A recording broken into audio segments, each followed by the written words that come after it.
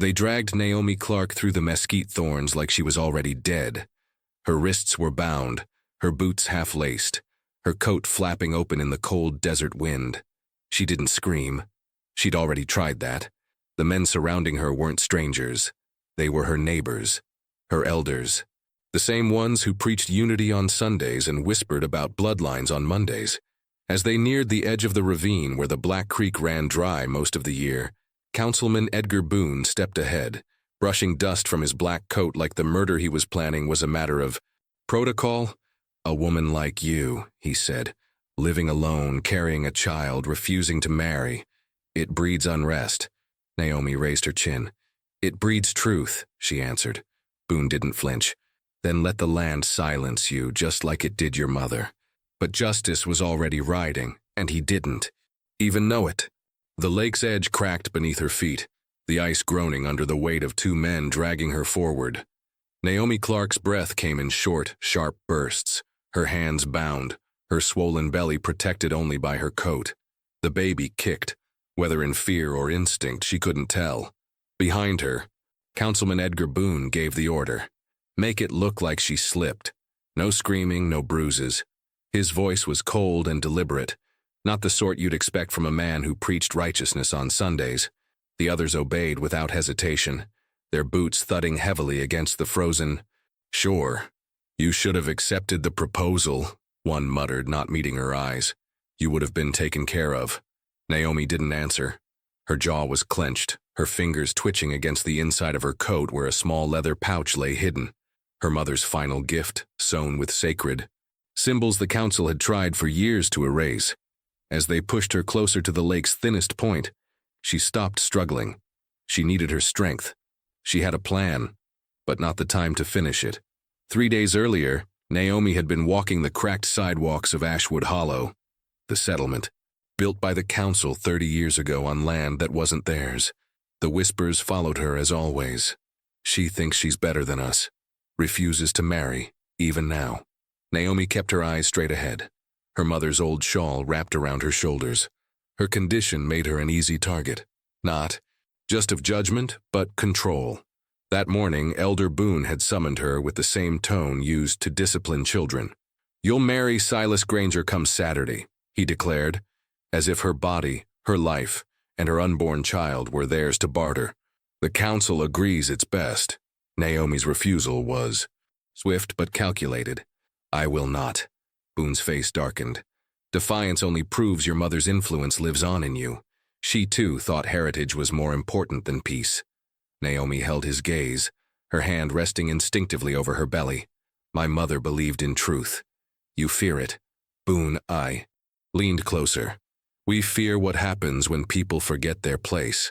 That phrase wasn't new. It was carved into every policy the council passed, every punishment disguised as tradition. Back at home, Naomi opened her mother's worn cedar trunk, hidden beneath blankets that smelled of rosemary and dust.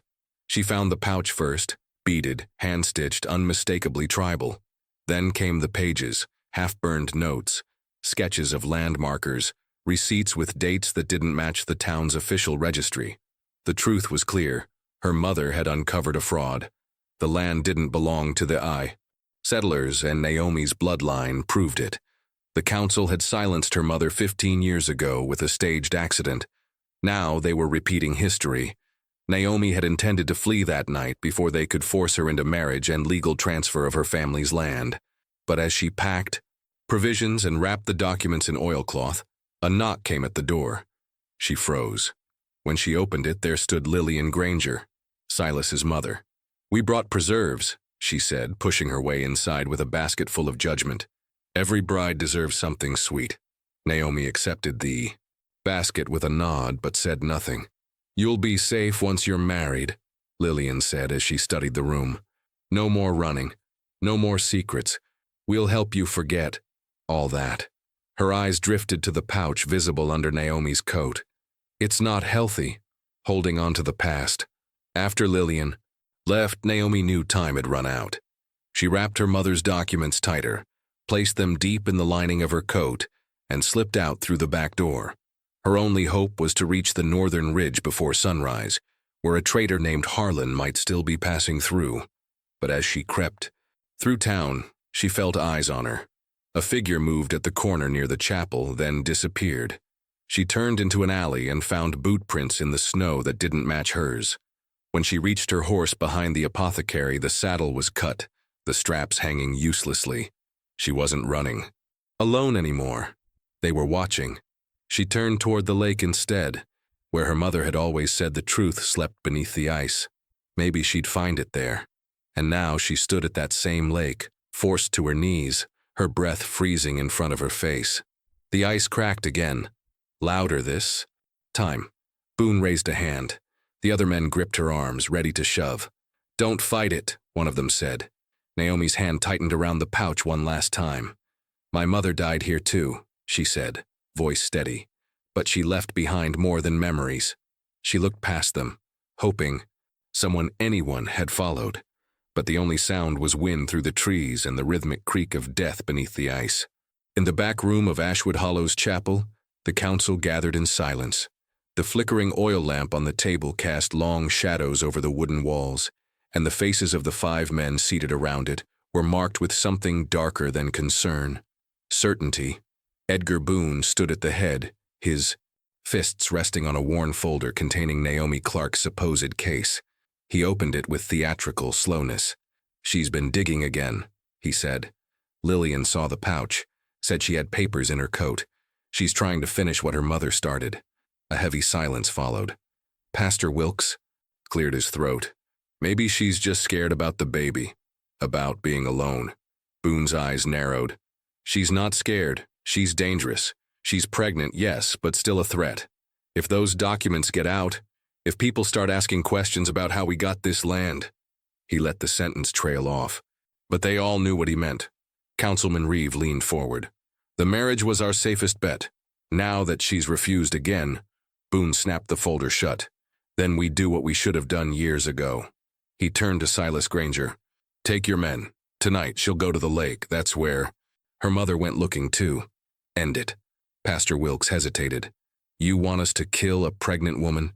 Boone's voice dropped low. "I want us to protect what we built. If we don't act now, we lose everything. Make it look like an accident. Thin ice, a grieving woman. No one questions a tragedy." Silas nodded and stood, gathering 4 men as he left. The plan was in motion.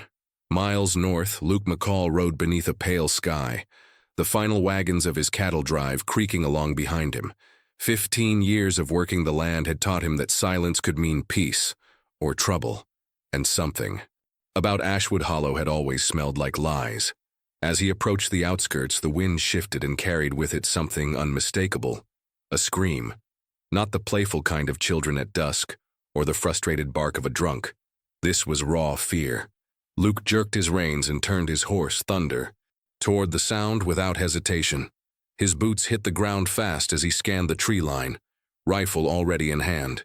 Through the shadows he saw movement. 5 riders herding someone through the forest like they were hunting. Not a man. A woman. She stumbled, clearly injured, one hand cradling her, belly even as she tried to escape. One rider dismounted, grabbing her from behind and forcing her toward the lake. Luke didn't need to know more. Something rotten was happening, and he'd seen enough backroom justice in border towns to recognize it when he saw it. Naomi's legs gave out just as they reached the edge of the frozen lake. Her knees struck the ice, the pain jarring, but she refused to scream again. She wouldn't give them that. Silas leaned down and muttered, "You should have just married me." His fingers dug into her coat. "We would have had a future." Naomi turned her head and spit in it. His face. That was when the first gunshot rang out. Not from one of them, from the trees. One of Silas's men dropped instantly, blood blooming on his shoulder. "Back off!" a voice roared. All heads turned to see a tall man on horseback, rifle raised, face grim and unreadable. Luke McCall. "Let her go," he said, stepping off his horse and moving forward across the frozen ground. "Now," Silas laughed, lifting his own weapon. "You're outnumbered. I've got 20 men less than a mile behind me," Luke replied calmly. "And they don't like men who drown pregnant women." The confidence in his tone made the others hesitate, but Silas didn't flinch. She's a traitor. Her kind poisoned this town. Your kind covered it up, Luke said. And then all hell broke loose. The ice cracked as boots scrambled and bullets flew. One of the riders lunged for Naomi, grabbing her arm, but she twisted and broke. Free just as Luke fired again, grazing the man's leg. Thunder charged into the chaos, knocking a second rider aside. Naomi tried to crawl, but the ice beneath her began to break. She fell through with a gasp, into darkness and freezing silence. Luke didn't wait. He tossed his rifle aside and dove in. Boots and all, arms outstretched in the frigid black water. His hand found her coat, pulled hard, and broke the surface with Naomi gasping in his arms. "Hold on!" he shouted, teeth clenched against the cold. He dragged her to the edge, lifting her onto firmer ice. Gunfire echoed around them, but Luke didn't stop. He lifted her fully into his arms and turned toward Thunder.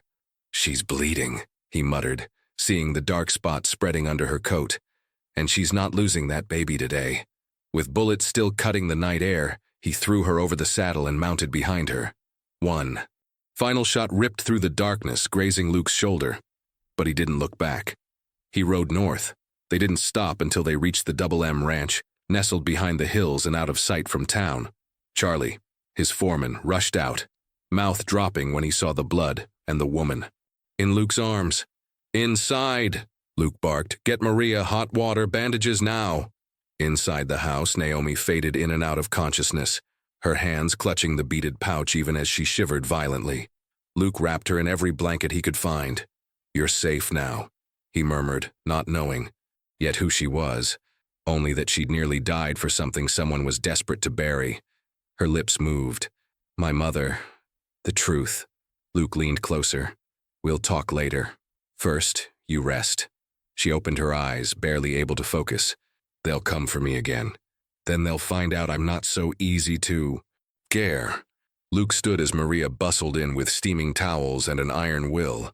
Naomi's fingers finally released the pouch. Luke picked it up, studying the beadwork, symbols, patterns, secrets. Whatever they were trying to erase, it started here.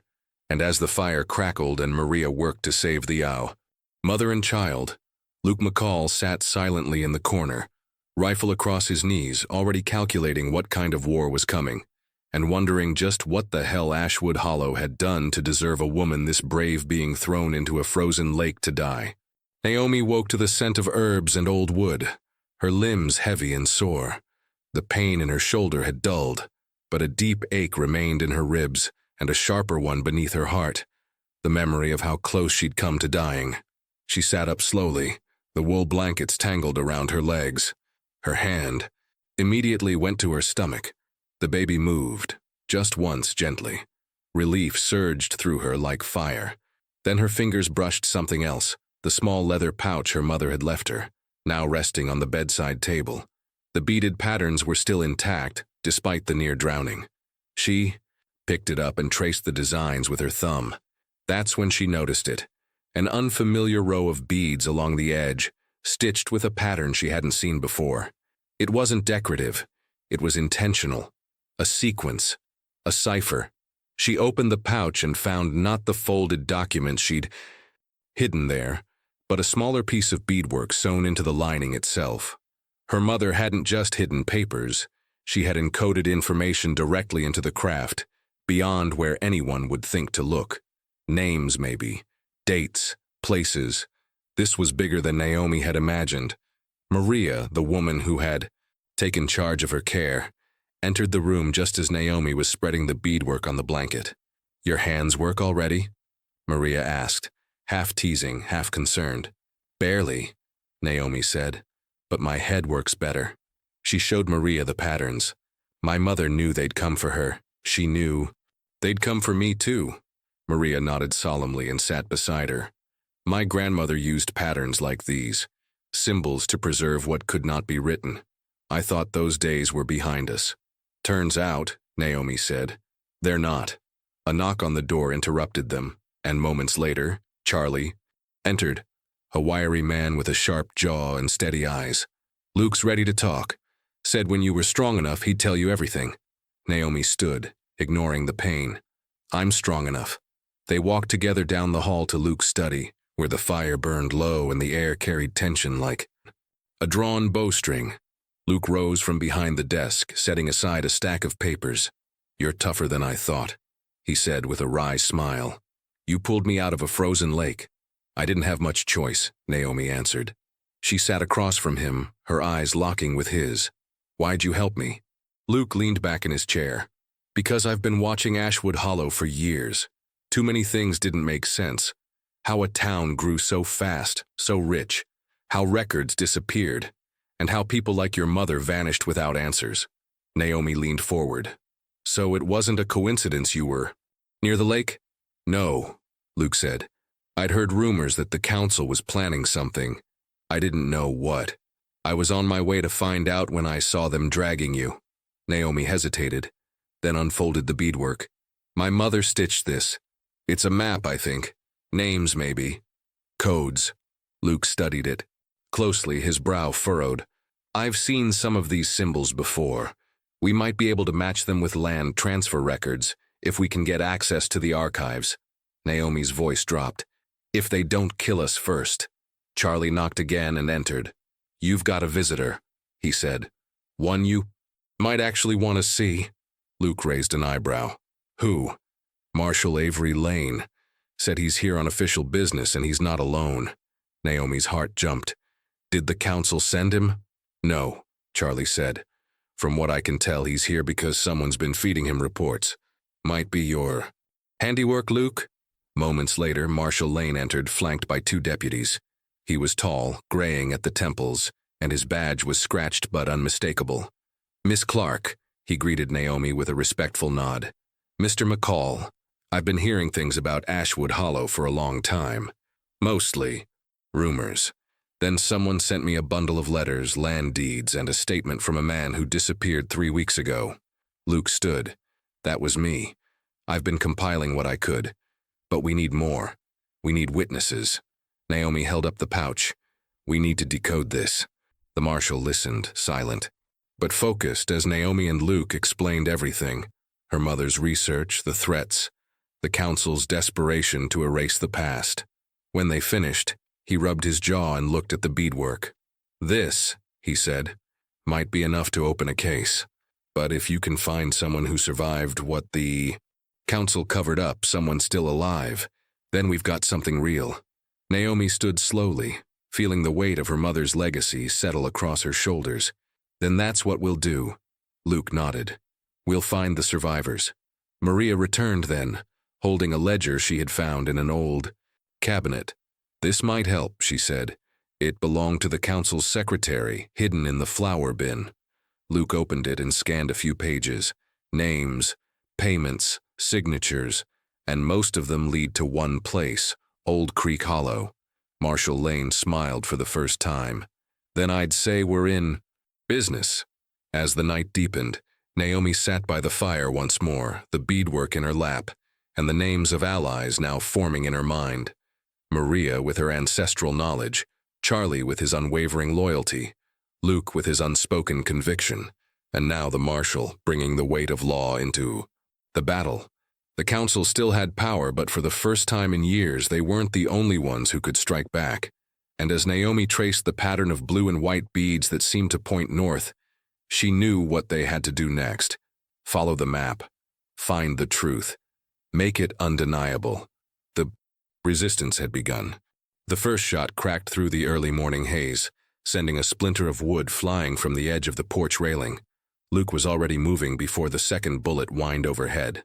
"Down!" he shouted, yanking Naomi to the floor as glass shattered behind them. Maria dove behind the kitchen table, clutching a cast-iron pan as if it were a shield. From the barn came Charlie's voice, shouting orders, rallying the ranch hands. The Double M was under attack. Naomi crawled across the floor, her pouch still tied around her neck, her heartbeat echoing like war drums. "It's Boone," Luke growled. "He's come to finish what Silas failed to do." She didn't ask how he knew. The hatred in the bullets told her everything. Luke grabbed his rifle and peered through the window. "They've set the pasture on fire, trying to smoke out the herd." Naomi pushed herself to her knees. "They're trying to drive us out, or wipe us out." Luke looked at her. "We're not going anywhere." Within minutes, the ranch was transformed into a battlefield. Charlie and two ranch hands returned fire from the north tower, while others herded cattle away from the flames. Naomi ran between rooms, grabbing spare ammunition and shouting alerts. The adrenaline kept her upright, but it was the clarity of purpose that steadied her. This wasn't just about survival, it was about justice, about legacy. Luke found her in the hallway, sweat and blood on his brow. "If we survive this," he said, "I'm marrying you." Naomi blinked. "Now's not the time for declarations." "It's not a declaration," he said. "It's a strategy. You become my wife, they can't challenge your standing. It makes everything we do harder to contest. And," he paused, "I want to, not just for law, for you, for this child." Her breath caught, not in fear, but in the strange calm of a woman finally seen. "Yes," she said, "but let's finish this first." By noon, the attackers began to retreat, their torches scattered, their men either wounded or outgunned. Marshall Lane arrived with reinforcements just as the last shots died down. Boone's men scattered, but the message was clear. They weren't done. "This was just a warning," the marshal said, inspecting the bullet holes in the porch. "Boone's got allies, men who'd rather burn you out than face the truth." Naomi stood at the center of the yard, her shawl torn, her fingers stained with smoke and sweat. "Then let him come again. I won't run." Luke joined her, slipping something into her hand. A silver ring, simple, worn smooth by generations. "It was my mother's," he said, "and her mother's before her. They built this land with grit and heart. You remind me of them." Naomi didn't hesitate. She slid the ring onto her finger and kissed his cheek. "Then let's make it official." The wedding was quick, solemn, and witnessed by their closest allies, Maria, Charlie, Marshall Lane, and two ranch hands still bandaging their wounds. Naomi wore a borrowed blue skirt and her mother's medicine pouch. Luke cleaned the soot off his face but left the bullet hole in his coat untouched. Reverend Dole, who had ridden in with the marshal, read the vows without ceremony. There were no flowers, no music, but when Naomi said, "I do," the silence that followed was fuller than any choir. Luke took her hand in both of his and said, "I'll protect what's yours as if it were my own." Naomi met his eyes. "And I'll carry your truth as if it were mine." When the final words were spoken, they kissed. Not a show of romance, but an oath sealed in shared defiance. As the others clapped lightly, Maria wept silently and muttered something in Spanish that Naomi would remember later as a blessing. That night, Naomi didn't sleep. Instead, she spread the beaded map across the table once again, now under the glow of fresh lanterns and hope. Luke stood behind her, one hand on her shoulder as she traced the symbols with renewed clarity. "The survivors are hiding," she said, "in the caves near Old Creek Hollow. That's where Boone's heading. If he reaches them first, then we lose our witnesses," Luke finished. Charlie entered with a folded map and two rifles slung over his shoulder. "We've got a trail. Narrow, through the pass. If we leave before dawn, we might beat them." Naomi stood. "Then we ride before the sun does." Marshall Lane nodded from the door. "I'll follow with reinforcements. You two get there first. Protect the truth." Naomi packed the pouch, tied her coat, and looked around the house one last time. This wasn't just home anymore, it was headquarters. And tomorrow it would be the past. They had a new destination now. A new fight. Just before they mounted their horses, Naomi turned to Luke. "This is no longer just about proving they're wrong." He tilted his head. "No, it's about showing everyone we were always right." He smiled. "Then let's show them."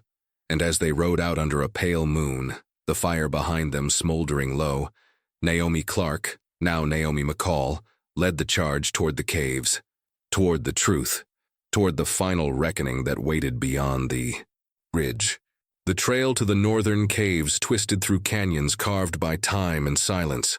Naomi rode ahead of the group, her eyes locked on the beadwork pouch tied across her chest, guiding her like a compass. Luke was close behind, rifle strapped tight, his eyes constantly scanning the ridges. Charlie and Marshall Lane followed with 5 men from the Double M, riding hard to close the distance between them and Thompson's retreating forces. They had left just before dawn, and every hoofbeat echoed with urgency. The map stitched into Naomi's pouch showed a hidden entrance the council likely didn't know about. If they reached it first, they could flank Thompson and protect the witnesses inside. He won't kill them quickly, Naomi had said. He'll want leverage. Time. That's our chance. They crested a ridge and spotted the smoke, a thin column rising from the mouth of the cave like a signal of treachery. Naomi didn't wait for orders. She kicked her horse into a gallop. The first ambush came at the switchback. 3 riders burst from behind the rocks, rifles raised, blocking the trail. Charlie's bullet dropped the first man before he could even shout. Luke leaned from his saddle and fired, clean into the second's shoulder. The third hesitated, then turned to flee, only to be knocked from his horse by Marshal Lane's lasso, pulled clean off his mount and slammed into the dust. "Keep moving," Naomi shouted, her voice cutting through the chaos. They pushed forward, breath burning in their lungs until they reached the plateau above the cave system. Gunfire echoed from below. Thompson's men were already inside. "Take the side path," Naomi said, pointing to a narrow trail half concealed by shrubs. Luke nodded. "Split here. Charlie with me. Naomi, you go with Lane. We'll converge at the, main chamber." Naomi didn't argue. Her fists clenched tighter around the pouch. Inside that cave were people who'd lived in fear for 15 years. People who held the truth that could break Ashwood Hollow wide open. And Thompson was trying to erase them, just like he had tried to erase her mother. Inside the cave, the air was hot with smoke and panic. Naomi ducked low as bullets ricocheted off stone. She could hear shouting, orders, confusion, fear. One voice rose above the rest. Thompson's. He stood on a raised platform of rock, holding a torch in one hand and her mother's original journal in, the other. "You think this changes anything?" he bellowed. Words on paper, stories from ghosts. Naomi stepped into the open, unarmed, her voice clear. "No, not ghosts, survivors. And they remember everything." Thompson's eyes snapped to her. "You," he hissed. "You should have drowned.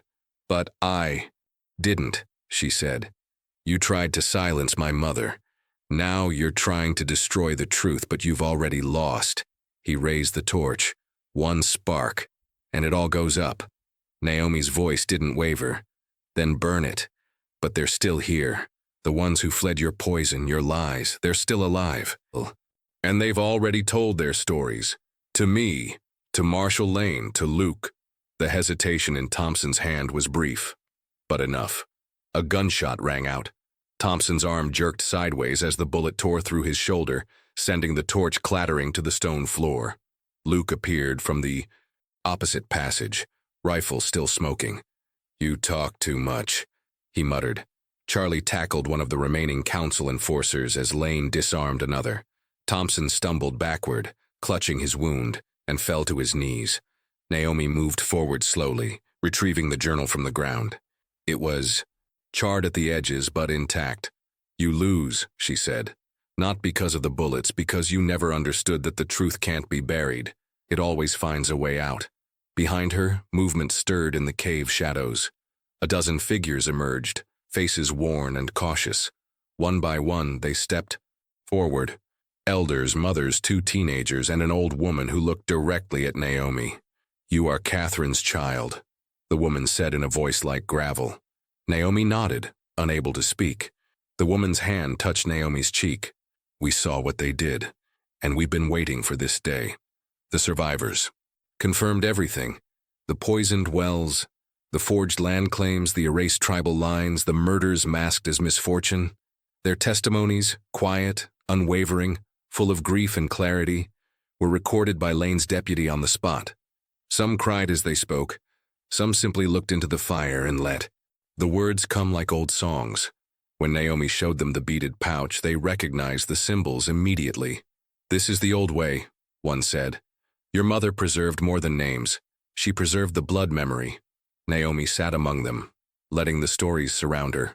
For the first time, she understood that this wasn't just about justice. It was about restoration. It was about handing back voices that had been taken. Luke stood at the entrance, watching over the scene, but his eyes were always drawn back to her. When she looked up at him, they didn't need to speak. They had done it. Together, Marshal Lane placed Thompson in shackles himself, reading him his rights as the man winced in pain and silence. "We'll escort him to territorial court. His allies may try to stop it, but this time he's not disappearing into the shadows." Naomi walked beside them as they left the cave. The sun was setting, casting the trail in red gold.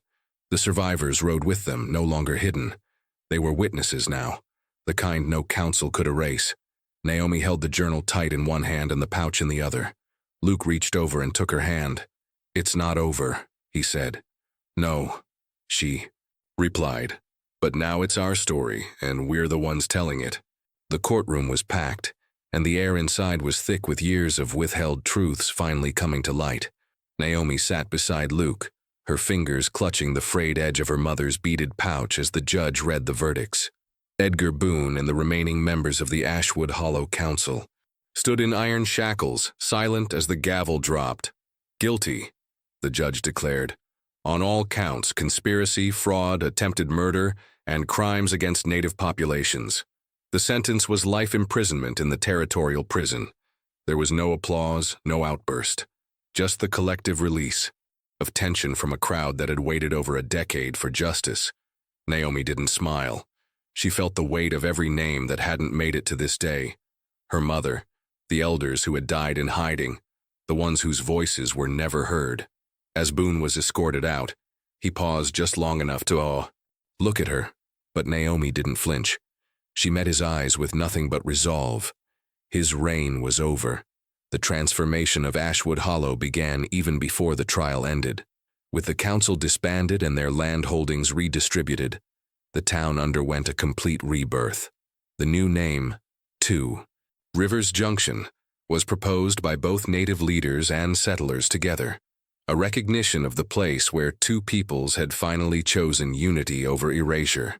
Naomi and Luke moved back into her childhood home, which was restored by volunteers from both communities. The burned pasture at the Double M Ranch became a community garden tended by children from all backgrounds. The former council chamber was converted into a town hall where native and settler representatives now shared leadership equally. What had been a town built on lies was being rebuilt on truth, stone by stone, name by name. The scars remained, but they were no longer hidden. One of the most powerful symbols of this rebirth was the school. Naomi had spoken about it weeks earlier during a town gathering.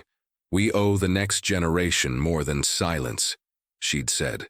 With support from Marshal Lane, tribal elders, and even Martha Boone, who had renounced her husband's actions, the town approved the construction of the Catherine Clark Memorial School for Unified Learning. The school combined traditional native teachings with settler academics, and children from both sides attended side by side. The old church bell now rang to mark the beginning of each school day. Naomi donated her mother's last journal to the school's archive, where it was displayed alongside beaded artwork and land treaties, once buried under years of deception. Her mother's legacy had shifted from whispered warnings to lessons taught openly.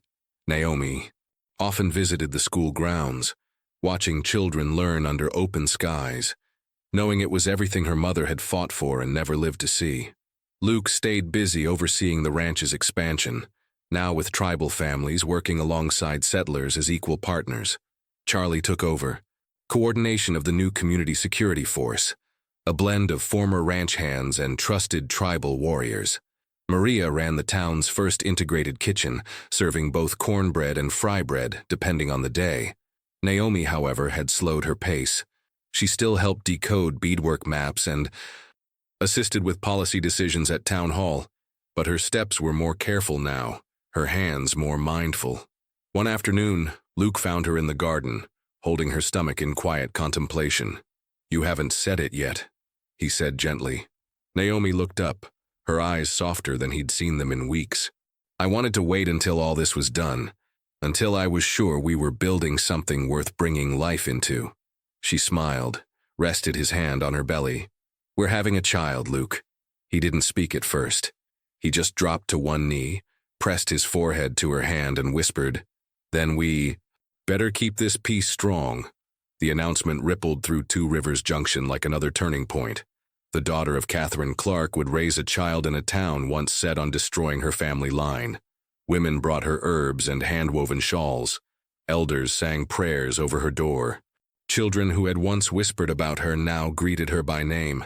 The memory of her mother wasn't a burden anymore. It was a beacon. Grace, one of the surviving elders, had sewn a new piece of beadwork for Naomi, one that merged symbols from both traditions. "You carry both rivers now," she told her, "the past and the future." Naomi hung the beadwork in her child's room beside the first school certificate issued in her mother's name. "You'll know her story," she whispered to the growing child inside her. "You'll know we chose truth." On the one-year anniversary of the trial, the town held a celebration, not of vengeance but of resilience.